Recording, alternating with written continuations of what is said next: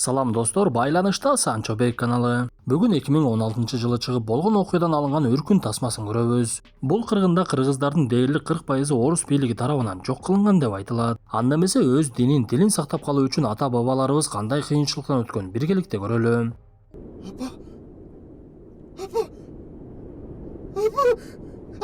Достор, бул чыгарылышыбыз Рамазан айындагы акыркы чыгарылыш болуп калды окшойт. Анткени жакынкы күндөрү Бишкекке барып сбор боюнча иш-чара өткөрөйүн деп жатамын. Андыктан сиздерден суранычыбыз ушу сбор кылсак келип, колуңуздардан келген жардамыңыздарды берип, көмөк көрсөтүп коюңуздарды суранабыз Алланын ыраазычылыгы үчүн.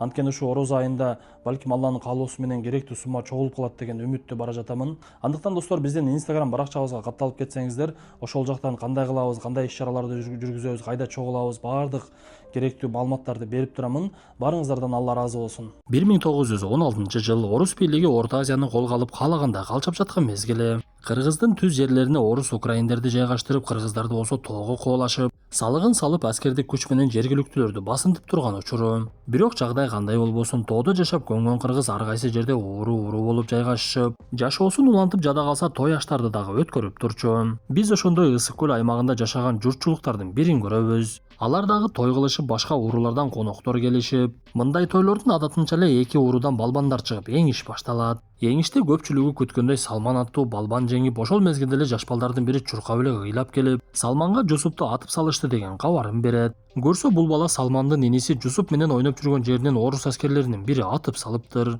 Бул жагдайды уруу башында тургандар сүйлөшүп, эмне кылабыз деп кеңешишип, шариятта кандай болот деп молдагеден дагы сурашып, бирок Салман кандай чечим болбосун өзүнүкүн гана айтып туруп алды. Ал кичинекей инисинин айрылганына жини келип, менин инимде эмне күнөө? Мен адилеттүүлүккө сөзсүз жетишим керек, аны ким аткандыгын аныктаймын. Жана анын жазасын беремен деп досторун алып орустар жайгашкан бөлүкчөгө барат. Салман барып эле ызы чуу салып аскер башчы Дмитрийге жолукту. Анда Дмитрий актанып, менин аскерлерим мындай кылмыштарга барышпайт, макул, мен териштирип көрөйүн. Эгер чындап менин аскерлерим өлтүргөн болсо жазалаймын, эгер андай эмес болсо мен сени жазалаймын. Сен бул жака келип мага талап койгонго кандай акың бар? Көзүмө көрүнбөй жоголчу деп бөлүкчөдөн чыгарып жиберет. Бул окуядан көп өтпөй эле Москвадан буйрук келип, Николай экинчинин тапшырмасы менен жергиликтүүлөргө дагы маалыматтарды жеткире башташат. Ал убакта дүйнөлүк биринчи согуш болуп, орустар өтө чоң жоготууга душар болуп жатышкан болчу. Ошондуктан аскерлер жетишпей, Орто Азиядан дагы адамдарды тартуу ишин башташыптыр. Анда жанагы кабарды жеткирген Терентий Михайлович менен кыргыздардан чыккан саткын Күркө келип, орус тилди мыкты билгендиктен Терентийдин сөзүн которуп бере баштайт. Сөздү угуп жаткан журтчулук бир жагынан Күркөгө жини келсе, экинчи жагынан орустардан келген буйрукка жини келип,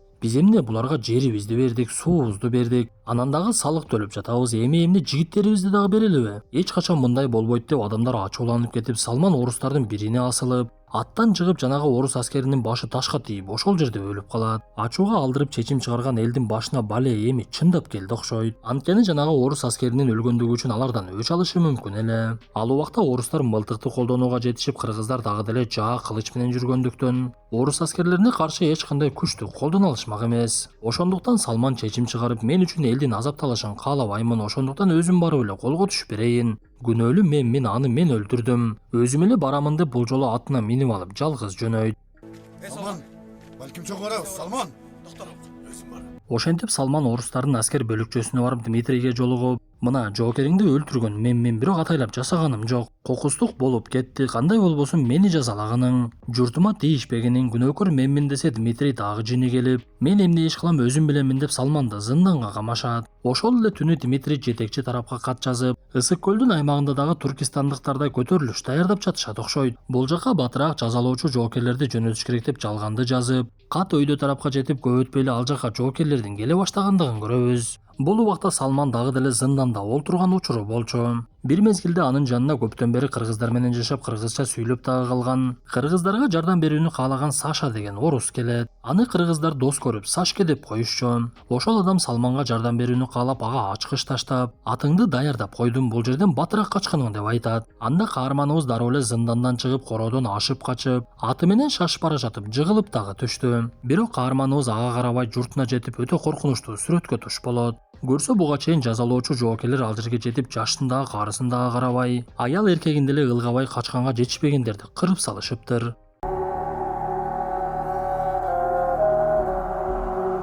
Мындай абалды көргөн Салман кайгырып, ал жерден бактага жараша кичинекей Атай деген баланы тирүү тапты. Биз мындан соң жазалоочу жоокерлерден качып өңкүрдө жашынып отурган кыргыздарды көрөбүз. Көрсө кыргынга учураган журтчулуктун көпчүлүк бөлүгү аман калып качканга жетишкен экен. Бир мезгилде Салман дагы ал өңкүргө жетип адамдардын абалы аябай оор экендигин көрөт. Анткени кыштын ызгаарында качышып от жакканына карабай үшүп тоңуп, анан дагы арасында буга чейинки кыргында жаракат алгандар дагы бар болчу. Бир мезгилде адамдардын арасына Бокуш деген киши ызы чуу сала баштады. Ал бул жагдайдын баарына Салманды күнөөлөп, сен кылгылыкты кылып коюп эми келдиңби? Бизди кыргын баскан мезгилде кайда элең? Ушунун баарына сен күнөөлүүсүң десе Салман дагы жини келип, мен дагы атам менен апамдын өлүгүн өз көзүм менен көрүп келе жатамын. Ичимде кан чутуп турган учурумда экөө жакалаша кетишип, Бокуш жини келип үй бүлөсүн ал жерден алып кетмек болуп, мен орустарга кул болсом дагы бул жерде каламын. Чиедей болгон балдар менен кайда бармак элем деп үй бүлөсүн алып ал жерден кетип калат. Көрсө аман калгандар кеңешишип, эми кайда барабыз деп сүйлөшүшүп, арасында Молдеке ой салып, Кашкар бизден 200-300 чакырым алыстыкта. Ашууну ачсак, ошол жакта биздин боордошторубуз жашайт, ошолор бизди кучагына батырар. Башка аргабыз жок десе, кээ бирлери андан көрө биз дагы көтөрүлүшчүлөргө кошулбайлыбы деген оюн айтат. Көрсө бул убакта Чүй Нарын өрөөнүндө жашаган кыргыздар орустардын кысымына каршы көтөрүлүшкө чыга башташкан экен. Бирок көпчүлүгү ашууну ашууга макул болушуп, аман алып калган мал жанын айдашып, болгон буюм тайымын көтөрүнүп алышып, кыштын ызгар суугуна карабай жөнөп кетишет. Бул убакта Дмитрий Бүркөнү алдына алып келип алып, сен мага Салманды жана аны ким бошоткондугун таап беришиң керек. Мага Салмандын башы керек, башкалары кетсе кете берсин. Бул тапшырмамды аткарсаң сени сыйлык күтүп турат десе, Бүркө аябай кубанып, башкысы менин үй бүлөмдү аман алып калыңыз деп Дмитрийден суранат. Бирок Бүркөнүн бул кылганын үй бүлөсү көп деле колдоочу эмес. Анткени алар дагы бөтөн элде хан болгондон көрө өз элиңде кул болгондугуң жакшы экендигин билишчү. Бирөөнүн кайгысына өзүңдүн бактыңды кура албайсың. Ошентип Коктуда жалгыз эле Бүркөнүн үй бүлөсүнүн боз үйү калып, ал орус аскерлери менен биргеликте Салманды издеп жөнөшөт. Бүркө эң биринчи эле талаада жашаган кыргыздардын бирине барды.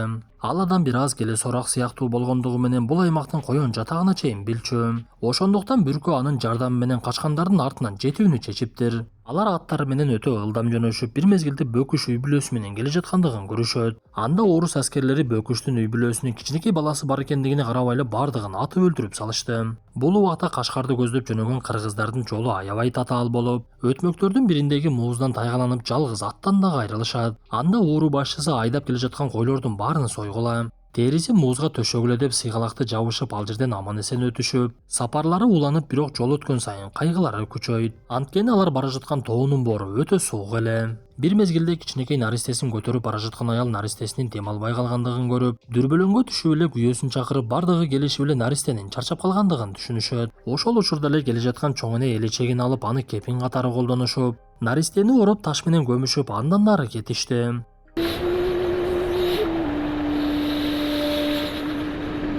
Артта атчан келе жаткандар бир нече убакыттан кийин наристенин мүрзөсүнө жетишип, демек туура эле жолдо бара жатат экенбиз деп кубанып кетишет. Алдыда бара жаткандар болсо чарчашып, анан дагы курсактары ачып, ар кайсы жерге дем алгандыгына карабай алдары түгөнө баштады окшойт. Ошондой учурлардын биринде артта калып кеткен кызга карышкыр кол салып, аны көргөн Салман дароо эле бычагын алып жанагы карышкырды өлтүрүп дагы салат. Ошентип өлгөндөрдүн денеси ошол жерде калып, тирүүлөрү сапарын улашып, алы түгөнгөндөр ордунан жыгылып, аларга жардам берүүнү каалагандар дагы ошол жерде калып кетип жатышты. Артта келе жаткандар болсо өлүктөрдү ар кайсы жерден көрүшүп, денелер аларга белги катары иштешип, атчан келе жатышкандыктан эч кандай чарчоо кыйналууну деле сезишкен жок. Алдыдагылар болсо кээ бир жерде эс алып жаткан бойдон ойгонбой тоңуп калышып, айла кеткенде уруу башчысы жигиттерге буйругун берет. Биз эми мындан ылдам баса албайбыз, артта келе жаткандарга буктурма жасагыла. Аларды жок кылбасаңар бизге бат эле жетип алышат десе, Салман дароо макулдугун берип, күлүгүчтүү жигиттерди мен менен жүргүлө деп артта келе жаткандарга буктурма даярдашат.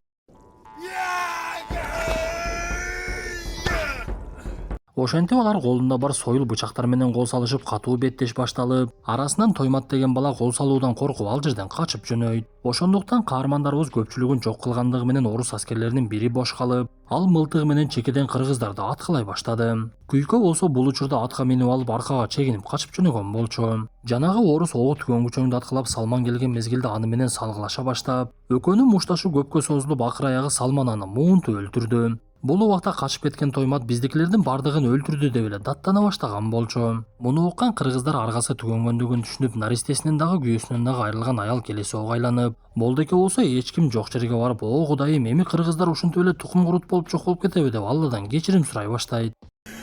Allah, Senden büyük, senden uluk hiç nerse yok.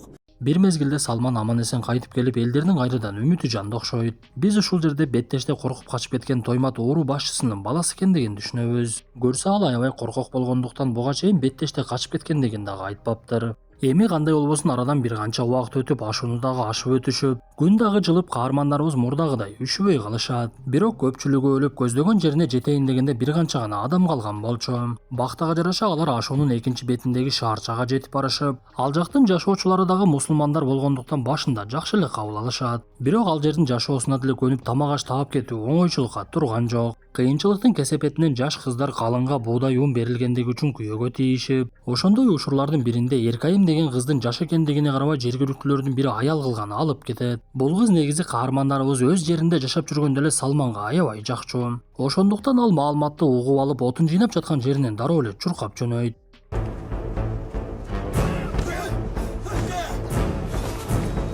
Салман барып эле жаш катын алдым деп сүйүнүп аткандарды чекеден төпөштөп, кызды ал жерден алып чыгып кетип, чоң энесине жеткирип берет. Бирок Салмандын бул кылыгы кайрадан эле маселе жаратып, ал кылган кылмышы үчүн акча төлөш керек болуп, 106 тилде бериш керек болгондуктан ал жерге келген кыргыздарынын бардыгына маселе жаралды окшойт. Бирок кандай болбосун алар Салман Эркайымды адилетсиз турмуштан куткарып калгандыгы үчүн карызды биргеликте төлөшүп, жергиликтүүлөр менен пикир келишип, алар тескерисинче Салманды баатыр катары баалай башташат. Ошондуктан бир күнү жанагы күйкө келип, жергиликтүү аттуу баштууларга кайрылып, аларга акча берип мага Салманды кармап бергиле деген сунушун айтып, жанагы адамдар макул деп күйкөнүн акчасын алышат дагы өзүн коолап жиберишет.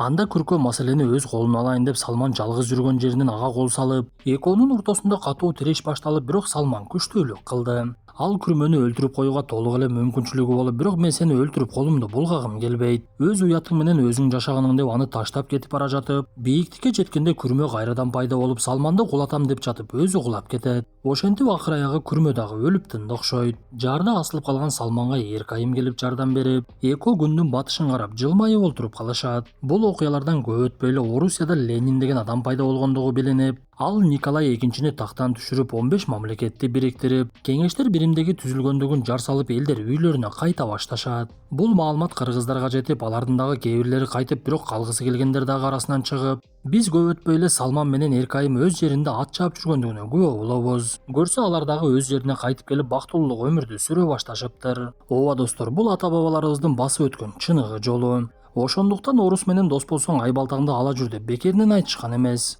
Бирок бул дегеним орустар жаман же болбосо орус тилди үйрөнмөгүлө деген сөзүм эмес. Канча тил билсең ошончо дил билесиң, сабаттуу болгондун эмнеси жаман? Айрыкча керектүү маселе боюнча маалымат издесең орус тилде же болбосо англис тилде гана таба аласың. Кыргыз тилде табыш дээрлик мүмкүн эмес. Ошондуктан достор, элибизге, жерибизге кандайдыр бир салым кошкубуз келсе, жок дегенде кыргыз тилдүү элибизге пайдасы тийген маалыматтарды көбөйтөлү. Ошондо гана келечектеги муун аң сезимин өстүрүү үчүн башка тилди үйрөнүүгө деле муктаждык жаралбай кала беле деген ой. Эми достор, кандай болбосун ушуну менен бүгүнкү тасмабыз дагы аягына чыкты. Тасма жакса мыкты белгисин басып, оюңуздарды сөзсүз калтыра кетиңиздер. Анда эмесе кийинки тасмадан жолугушканча ден соолукту жакшы карап, эли жерибизде тынчтык болуп, муктаждарга жардам берүүнү унутпайлы.